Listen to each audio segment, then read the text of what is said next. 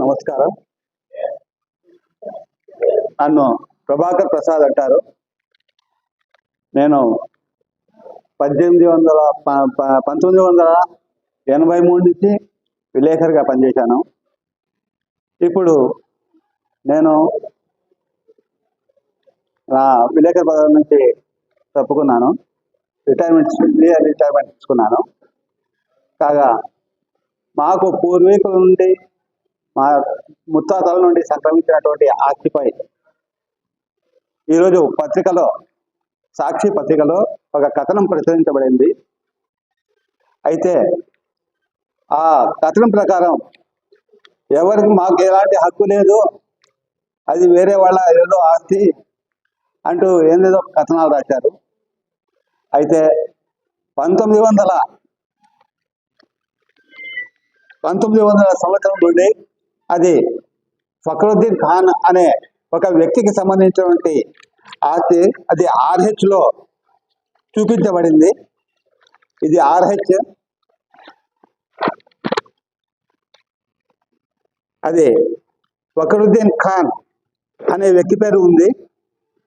అలాగే దేశంలో భూముల మీద బ్రిటిష్ ప్రభుత్వం రీసెటిల్మెంట్ సర్వే జరిగినప్పుడు అది RSR రికార్డు చేశారు. అప్పుడు కూడా అది ఫక్రుద్దీన్ ఖాన్ పేరుతోనే ఉంది. ఈ RSRను ఎప్పటికీ మార్చేయడానికి వీల్లేదు. రీసెటిల్మెంట్ యాక్ట్ ఎప్పుడైతే అమల్లో వచ్చిందో ఆనాడు ఆ ల్యాండ్ మీద ఎవరుంటారో వారి పేరు మాత్రమే ఉంటుంది. దీంట్లో వేరే తర్వాత ఎంటర్ చేయరు. అది చట్టము. ఆ తర్వాత ఈ సర్వే నంబర్ 640 లెటర్ 1 లెటర్ 2 ఈ మొత్తం మీద ఉన్నటువంటి భూమి ఆ తర్వాత 1915లో మా ముత్తాత కనోజీ సీతారామయ్య గారు కొన్నారు. అంతకుముందే ఆ భూమి యొక్క ఓనర్గా ఉన్నటువంటి ఫక్రుద్దీన్ ఖాన్ పలువురికి దాన్ని ఆయకం పెట్టాడు.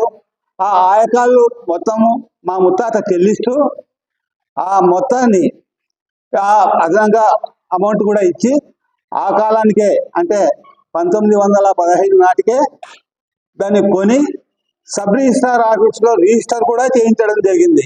క్రిమినల్ చర్యలు తీసుకోవడానికి సిద్ధంగా ఉన్నాను. కాబట్టి ఈ విషయాలను గమనించాల్సిందిగా కోరుతున్నా.